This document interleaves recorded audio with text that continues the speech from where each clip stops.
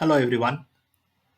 In this particular video, we are going to have a look at the next topic in the field of operation research, and that is called as game theory. At the end of this particular topic, you will be able to gain a proper understanding of the game theoretical concepts. The coverage of this particular topic goes like this. We'll have the introduction first. We'll look at certain terminologies or definitions which play a vital role in game theory. We follow with zero-sum games. We will see how to go ahead in solving the problems in game theory, what we call it as different methods, that is different solutions of the game. And then we have certain principles, certain strategy points, games with mixed strategies, principles of dominance, and finally we end up with graphical solution. Now let us look at the introduction part. Actually speaking, you all know and agree with me that life is full of conflict and competition. Numerous examples involving adversaries in conflict includes parlor games, military battles, political campaigns, advertising and marketing campaigns by competing business firms and so forth. A basic feature in many of these situations is that the final outcome depends primarily upon the combination of strategies selected by the adversaries. I hope you agree with that. Similarly, game theory is a mathematical theory that deals with the general features of competitive situations like this in a formal and abstract way. It places particular emphasis on the decision making processes of the adversaries. Actually speaking, competition generally prevails in any business. Conflicts of interests among the competitors is a very common issue nowadays. And to overcome such situations, a certain course of action is followed by the competitors. The conflict situation is called as the game, and the competitors are actually known as players. And the course of action adopted by these players is actually called as strategies. Game theory attempts to study decision making in situations where two or more intelligent and rational opponents are involved under conditions of conflict and cooperation. The approach of game theory is to seek to determine a rival's most profitable counter strategy to one's own best moves and to formulate the appropriate defensive measures. Game theory came into existence in 20th century. However, in 1944, John von Neumann and Oscar Morgenstern published a book titled Theory of Games and Economic Behavior, in which they discussed how business of all types may use this technique to determine the best strategies given a competitive business environment. The author's approach was actually based on the principle of best out of the worst. Now, let us look into certain definitions of this particular game theory. As and when we proceed, you will understand in much more deeper what these terminologies actually mean. Strategy, defined as complete set of plans of action specifying precisely what the player will do under every possible future contingency that might occur during the play of the game. And this particular strategy is actually divided into two. The first one is called as pure strategy, where if one knows in advance of the play that it is certain to be adopted, irrespective of the strategy the other player is going to choose. And the second one is mixed strategy, where we choose a course of action for each play in accordance with some probability distribution. Payoff matrix, outcomes resulting from a game, if represented in the form of a table, is actually called as payoff matrix. minimax, minimum element among maximum elements selected with related to columns, and exactly opposite of that is called as maximin, where we select the maximum element among all minimum elements of a particular row. Two important terminologies in the game theory. One is called as saddle point, which is that particular element in the payoff matrix where the maximum of row minima coincides with the minimum of column maxima. That means maximin is equal to minimax. And value of the game. Strategies corresponding to saddle point are the optimum strategies of the game and entry for the cell which gives you the value of the game. Let us look into zero-sum game.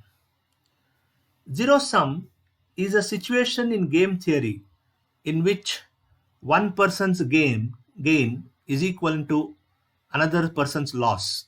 So the net change in the wealth or benefit is actually zero. It may have as few as 2 players or millions of participants. That depends actually upon the type of the game we are playing.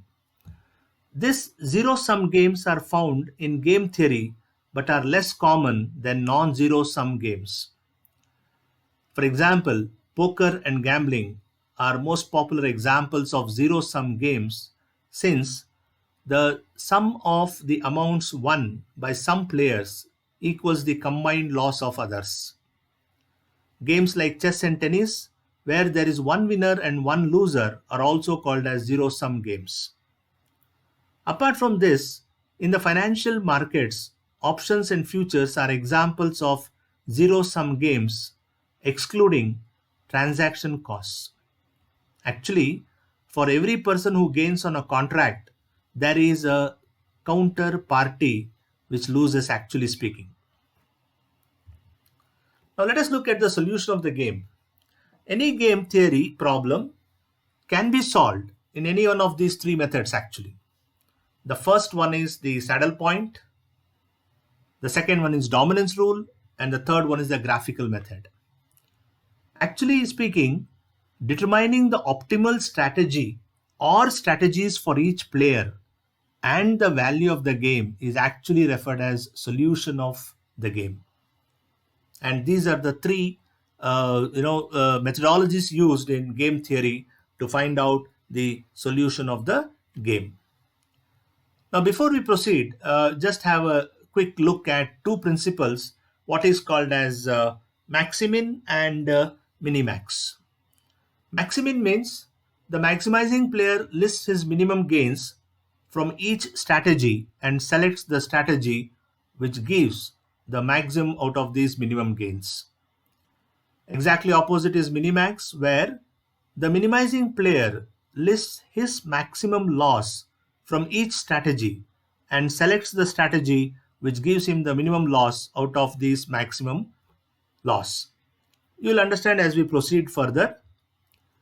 Now, pure strategy game with saddle points. These are the steps involved. Just go through these steps.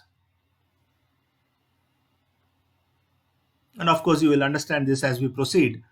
Things will be more clearer when we solve certain examples, which will tell you also in deeper the meaning of the definitions that we have seen earlier.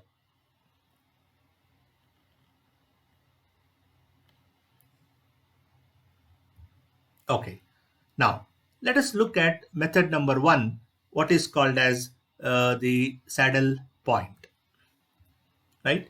Now, let us consider a two-person zero-sum game involving the set of pure strategy, right? And you have two players playing the games, right? Now, let us try to understand how do we solve these type of problems with the help of the first method, what is called as saddle point.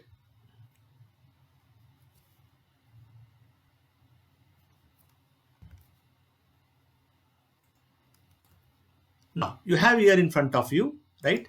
Now, what it says is, if maximin value equals the minimax value, then the game is said to have saddle point, which is also called as equilibrium point, and corresponding strategies are called as optimum strategies. and the amount of payoff at saddle point is known as value of the game. Now let us consider this particular game. Forget about the solution. Let us consider this game. Now what it says is solve the following game whose payoff matrix is given below.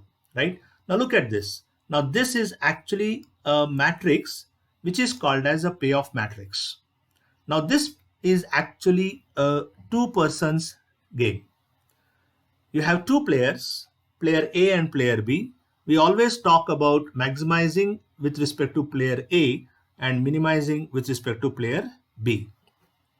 Now, for player A, you have three rows which are called as A1, A2, A3. And for player B, you have two columns which is called as B1 and B2. Now, this A1, A2, A3 are nothing but the three strategies that will be adopted by player A. Similarly, B1 and B2 will be the two strategies that will be adopted by player B. B1 and B2 that will be adopted by player B. Now, suppose that player A starts the game knowing fully well that whatever strategy he adopts, right, irrespective of this, B will select that particular counter strategy which will minimize the payoff of player A. That means, let us say if player A selects a strategy A1, then B will select B2. Right? B will select B2 so that A may get minimum gain. Understand? Player A will play for maximum profit and player B will have a counter attack, and it will always try to say that player A should always get minimum gain. Now similarly, if A chooses A2 strategy, B will still adopt strategy B2. Naturally, what it means? Player A would like to maximize his maxi-min gain. Listen carefully. Player A would like to maximize his maxi-min gain, which is just the largest of row minima. That is why it is called as maxi-min strategy. Maxi-min strategy. Similarly, B will minimize his minimum loss, which is called as mini-max strategy. I repeat, similarly, player B will minimize his minimum loss, which is called as mini-max strategy. Got the point? So you have maxi-min strategy, you have mini-max strategy. And the bottom line is the strategies followed by both the players are called as optimum strategy. I repeat, the strategies followed by both the players are called as optimum strategy. Now let us see how to solve this particular game whose payoff matrix is given, right? So I have like this. Now what we do is we try to find out the minimum of each row. We call it as row minima, right? And we write it in front of that particular row, and we find out column maxima and write it in below that particular column or beneath that particular column.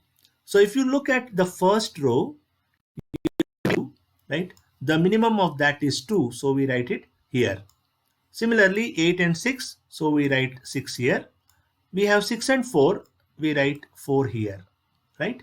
Then we look at the column and we write down the maximum in each column. In the first column B1, the maximum element is 9, so we write that beneath B1. And similarly, we have a second column, the maximum is 6. So I say the row minima are 2, 6 and 4. On the other hand, the column maxima is 9 and 6, right? And we were talking about maximizing with respect to player A and minimizing with respect to player B. Now out of these three, correct, 2, 6 and 4, right, we pick up the largest, that is maximum among the minimum. That is why it is called as maxi min. So out of these three, 2, 6 and 4, the maximum is 6. So we call it as maxi min. Similarly, when we shift our focus to the column, we have 9 and 6, right? We pick up the minimum of this column, maximum, right? So this 9 and 6 are actually the maximum in that particular or in their respective columns. So out of 9 and 6, we pick up the least, that is minimum, that is 6. That is why we call it as mini max. Now what we do is we draw a horizontal line from this particular maximin. It goes like this on the left hand side, and at the same time we draw one vertical line from the minimax which goes up like this, right? I'm not drawing the line, but that is how it goes, and the intersection point is actually this particular element 6, right? So you draw a horizontal line from maximin in that particular row, and you draw a vertical line with respect to minimax in that particular column. And then we say that, in this case, minimax is equal to maximin, right? So whenever in the field of game theory, if minimax is equal to maximin, one of the conclusion drawn is the game is having a saddle point, correct? The game is having a saddle point. This is the place where you are having the saddle point, understand, right? The one that I highlighted now in red color, 6, that is one which is called as a saddle point. Now look at this saddle point. It belongs to which strategy of both the players? That's very important, right?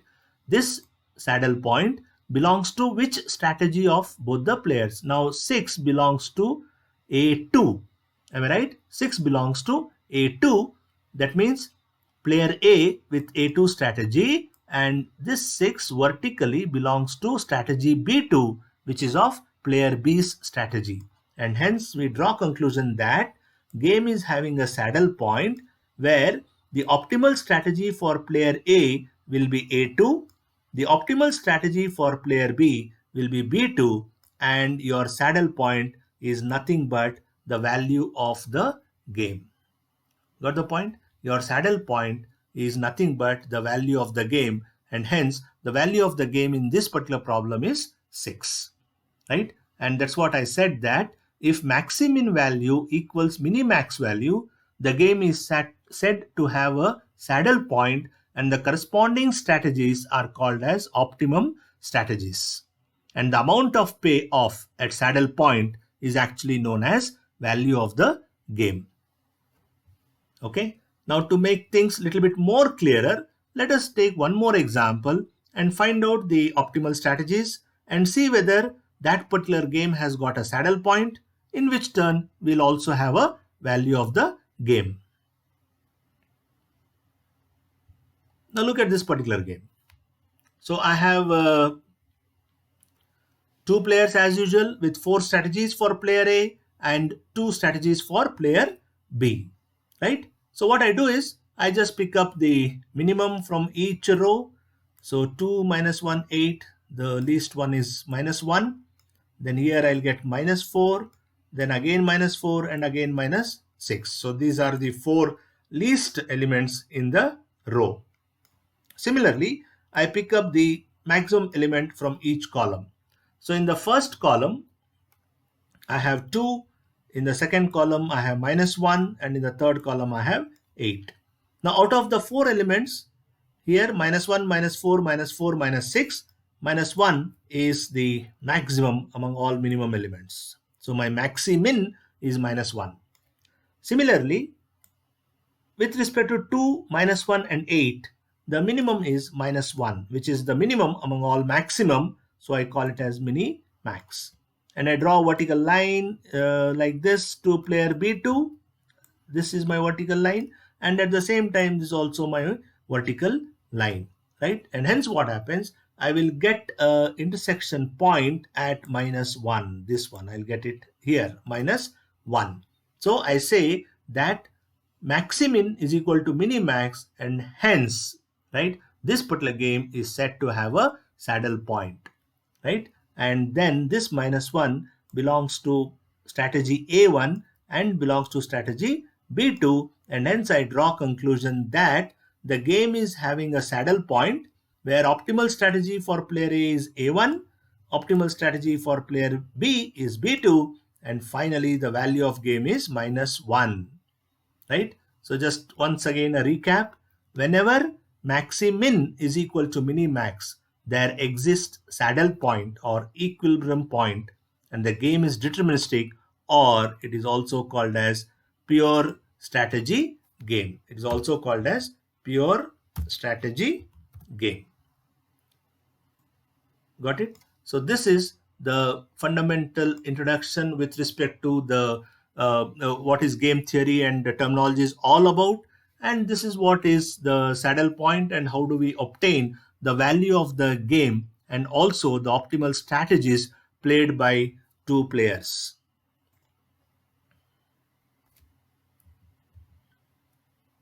Right? So what you need to do is you also need to remember certain points with respect to the saddle point. The saddle point may or may not exist in a given game. That's the first thing. Second thing is there may be more than one saddle point, then there will be more than one solution, which is very rare in real life. Third, the value of game may be positive or negative. And the fourth one is the value of the game may be 0, which means it is going to be a fair game. Okay, now let us give a break here, try to understand these things once again, and my request would be take couple of more problems and try to find out the value of the game and the optimal strategies adopted by the players.